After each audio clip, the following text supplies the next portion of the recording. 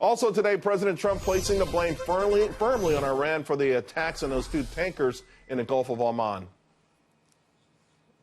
They're not going to be closing it. It's not going to be, if it's closed, it's not going to be closed for long. And they know it. And they've been told in very strong terms. And we want to get them back to the table if they want to go back. I'm ready when they are. Now, this is new video shows what our military says is Iran removing an unexploded mine from one of the ships.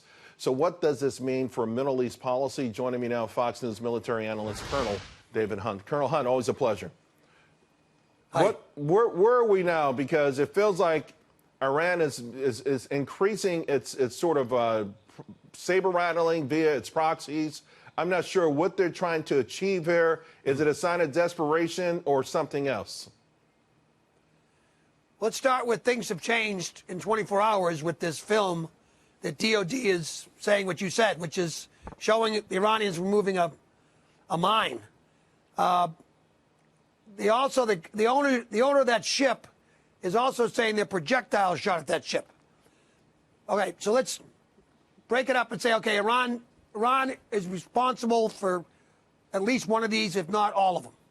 So what are we going to do? I mean, I think economically, you can crush Iran anytime you want, and obviously that kind of pressure. We're going to have to keep our military presence there.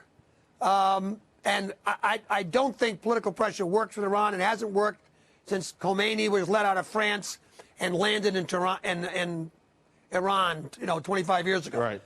But I think economically and militarily, we can keep serious pressure on them. But this latest act, this latest provocation happened after we've moved more military assets to the region. So what exactly? I mean, when do we start to deter them? What do we have to do to keep even these vessels safe? Now, it's a great thing that we produce so much oil now, because this reaction would have been diametrically different if it was 5-10 years ago. Oil would be $100 a barrel, and the world would be freaking out a lot more.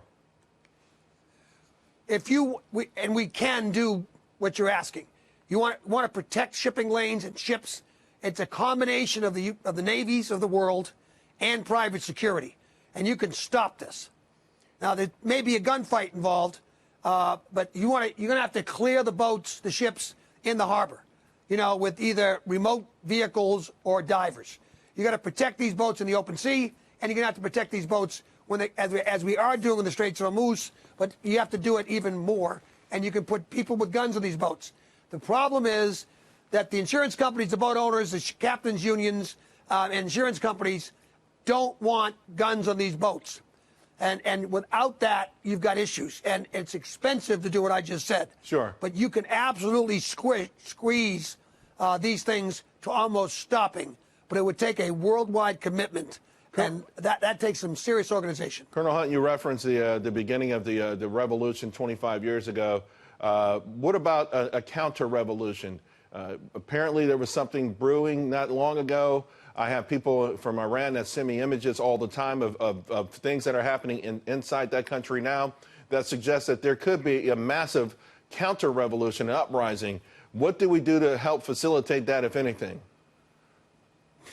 In order for us to participate in something like you're talking about, and hopefully other nations would be involved, that's called the Special Access Program. It's signed by the President of the United States. That's an offensive intelligence operation.